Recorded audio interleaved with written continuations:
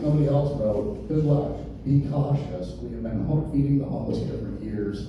The locals moved out. The new ones are violent and mentally ill. People that have traditionally fed the homeless here are now scared of these people. I have a real estate office on the corner of Smoke Tree and McCulloch. My office manager and my clothing manager can't get out of her car until like 8:30 because that's about the time they migrate through there. These are not people that are down on their luck. They're dangerous. I want to be very clear about that. We all have big hearts, but sometimes you try to help people, it's dangerous. So my answer is probably not going to be super popular in this room, but my answer is to enforce the laws that are on the books. We have loitering laws, we have littering laws, we have vagrancy laws, we have camping laws. For them to go to any kind of program, the first point of contact is the police. So I would instruct Chief Sterling, please start making contact and cleaning up the city.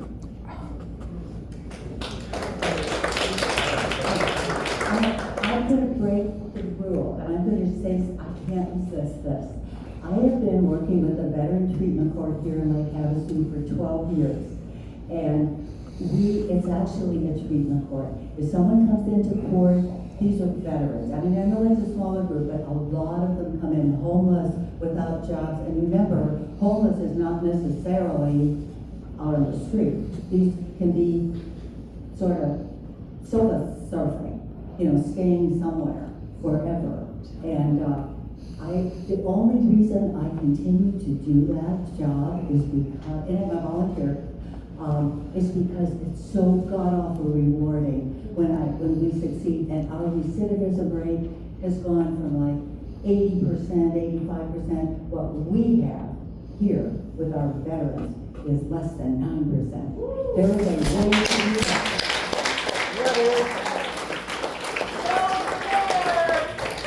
One of the things that we have to when it comes to homeless is that it's not against the law to not have a home. Yeah, So exactly. Yeah. That's right. Yeah. Right.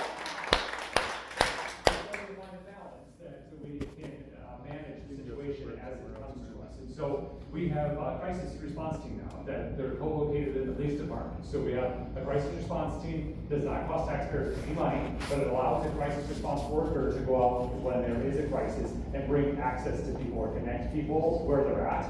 We have the CRT, in addition to the VRT, which is the Veterans Resource Team that Joan had mentioned. We also have the CRT, which is for our cold recurring court that we just started. It's another problem-solving court for people that have behavioral health issues and maybe substance abuse issues at the same time. So we're working with that population as well, so we can lower the recidivism rate and get them back into society as producing members of society. And then we also are working in partnership. We just started a partnership this year with the Clothes Closet. The Clothes Closet now is providing additional resources. And we're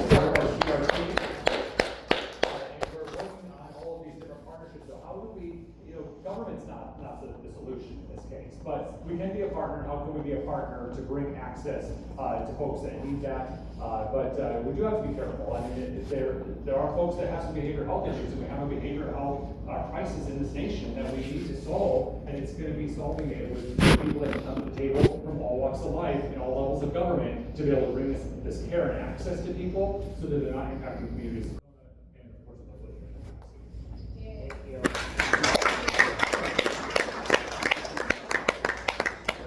if you start,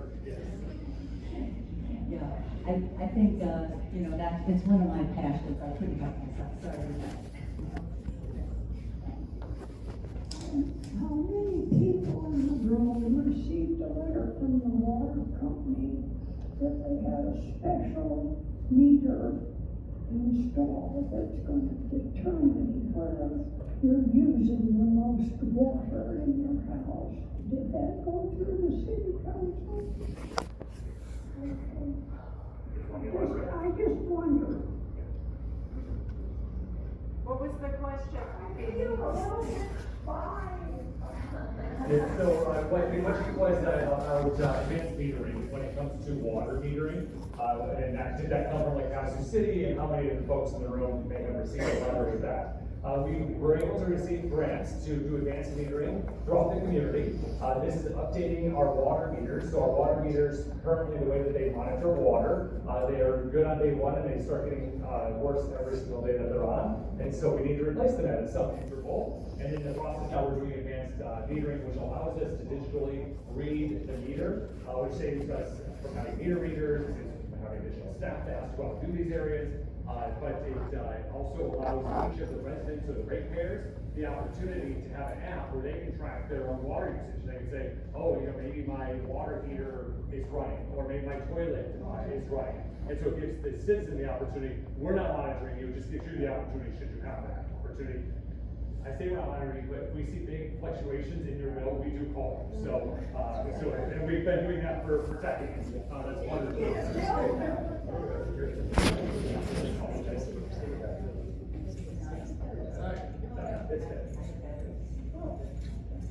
So one of the things I understand about your meter, that was going on in California, and obviously there's a water problem, right? But out here, it's nice because how many times do you guys have irrigation in your house? Those valves stick, you don't even know, it's barely leaking, I was in there, what's my water bill, $200 now? That happened to me, and I was like looking for leaks, I was looking, but you'd be able to monitor that, the city would be able to quickly say, hey, you've been here for years, you use this amount, and something's going on in your home. And so then you can have that rectified quickly, and now you're not using water, so we can do that. And so it's not a bad system, it's actually a good system. They're not watching you. What they're trying to do is, and again, go back to water, right, you want to serve as much, but we get busy, and those little valves stick. And I'm choosing that, or you have a crack in the pool, and all of a sudden you don't understand it, it's just slowly it's out of control. So that helps with preserving some of the water too, and it helps with your bill.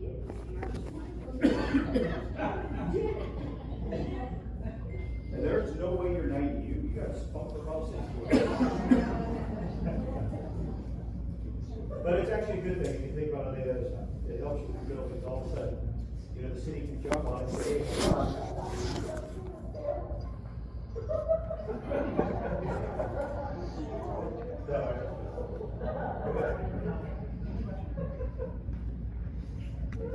So I'm a 1980s guy too, right? Everybody says, the government's gonna be listening in our homes, and now everybody says, hi Alexa, right? That being said, they're not spying on you with these things. I will tell you guys that I mentioned that I was doing 3D printing back in the 90s. I did all the prototyping for all of these meters for just about every single company. I was really, really big in the valve containment of that industry. Prove it. What they can't, what's that? Prove it. You can actually go with my father, Dwight Johnson. He had more patents with regards to control gases and liquids than pretty much anybody in history. And I did a lot for him. But when I worked at Cyclone Technologies, when I worked at Cyclone Technologies, I'm happy to show you like old prints or whatever. Or my house, I can show you things. Actually, I can take over my machine shop and show you things. But anyway, I did a lot of prototyping. No, thank you. There's some really good upsides to these. If you have a slow leak in your pool like you brought up, that meter's sitting there watching, and there's a little screw in there. If it's just spinning super slow, it'll notify you that you have a leak in the house. If you have a water main, you have an actual pipe break in your house, that thing starts spinning wide open, it will notify you. They even have actual things that you can attach to them from way back when as well. If it starts spinning wide open for no reason, it says we have a leak and it'll shut the water off so you don't play your house. So there's a lot of good technology there, and they're not inspired. I was in Florida at a conference, and I got a call from the city. Oh my God, what do I do? Thank God I had a neighbor with a key. Well, maybe I already asked you this, but the elected candidates here, Mayor, what's it gonna take to get a small airline to come into this town, so we don't have to drive our cars out there to park and take a rent in Vegas or Phoenix? And just help tremendously, so my question is, what do you think it would take to get that done? 100,000 more people would be here. Like 1 billion people would be here, baby. Population increase, which they don't want, which they fight every step of the way. The same thing that you're against every day, which is basically So we have tourism tax right now, it's a food and beverage tax and 1% event tax, and that, between those two taxes, we bring in $4.2 million annually. That is an ordinance that is designed entirely for tourism. Currently, 1.6 of that goes to Go Lake Havasu, and 500,000 of that goes to our PED. You guys know what PED is? Partners in Economic Development. Basically, their job is to bring businesses to town or do economic development for the town. Before I get into this little speech here, I want to ask just a quick question. Can anybody name one business that PED has brought to town in the last 10 years? I can, and it destroyed mine. Which one was it? PNG manufacturing. PNG The Manufacturing. old Kmart building. Okay. I watched the city council vote on a statistic of growth that was overinflated, that said that they were gonna provide 250 jobs by year number 5, they were gonna be working 24 hours a day, trucks would be running in and out of there constantly, and the average salary would be $25 an hour. My business is in that plaza, my business has dropped, there's 20 to 40 people that work in that place, they're not operating 24 hours a day. And they now have to diversify into making doors. Right. I have another 110 doors for PED and bring them here to build them. Now, PED went and got, You sure about that? yes, because I sat there through the council meeting, called, what's his name from the PED, and they brought him into my store, strictly said, we went and got these people, because we had the building. Okay, so there's one business in 10 years?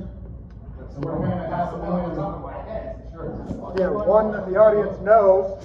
I don't think you'll find one. I've asked that question 100 times, and the answers always come back. Nobody knows what the PED is. Why would they know? What's that? Have you asked someone who works at the PED? How many people know what the PED is? Yeah, but when you ask that question of the general population, how many people know?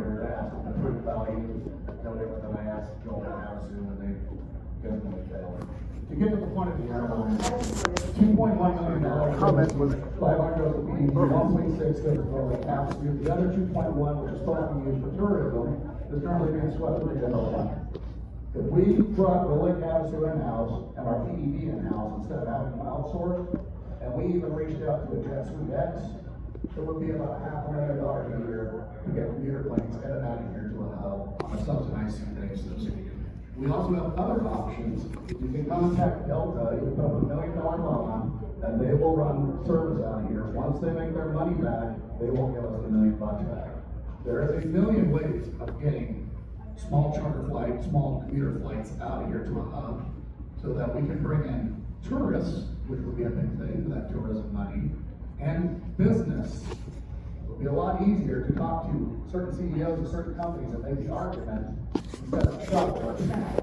He's definitely popular. He's sneaky, dude. His answers are very, will connect to a lot of people. It's not good. Non-stop round trip to Phoenix. We had about 6 or 8 flights a day. That went all the way to 2010. What changed in 2010 was we surpassed the 50,000 threshold of people, which made the essential air service grant no longer available for us, which helped subsidize that airline. And so we continue to work on this. I've talked to JSX Airlines. I've talked to them several times. I've talked to other airlines. Right now, actually, in our council meeting just yesterday, we had an airport audit review that was presented in front of the council. We're working on a Part 145 permit with the FAA, which will allow us some more flexibility when it comes to commercial air service and what that might bring. The tourism fund, the 1% bed tax, excuse me, the 1% food and beverage tax that's paid on banquet food and restaurant food, and the 3% bed tax, it's about $4.2 million. And as was mentioned earlier, 2.1 goes to economic development and tourism promotion via Go Lake Havasu and the Partnership Economic Development. The other 2.1 offsets police and fire in the general fund. So yes, it goes to the general fund to offset police and fire that tourism generates. And so prior to that change, because that change was made under my administration, they got tourism and economic development got the entire amount. And so in order to manage those budgets and make sure that we were being the most fiscally conservative as we could, being good stewards of taxpayer dollars, we did a contract for service with Go Lake Havasu and the PED for those amounts. to be able to provide those services. But commercial air service is something that I take every single phone call that has to do with commercial air service to see what type of options we can get for our residents. Yes. I have a little bit more of a spin on it. It's, you can get them to fly in here, are we gonna have enough to fly out? No. Right, because there's a cost to that, and an airline looks at, we can fly them in for tourism, but what about the flight going out? And so we've gotta have that balance. Wouldn't the airport be better served to get manufacturing stuff, to also get shipping out of it? And so if we can get into shipping out of there, then we can start going after bigger manufacturing jobs to get jobs in here for our youth that won't leave.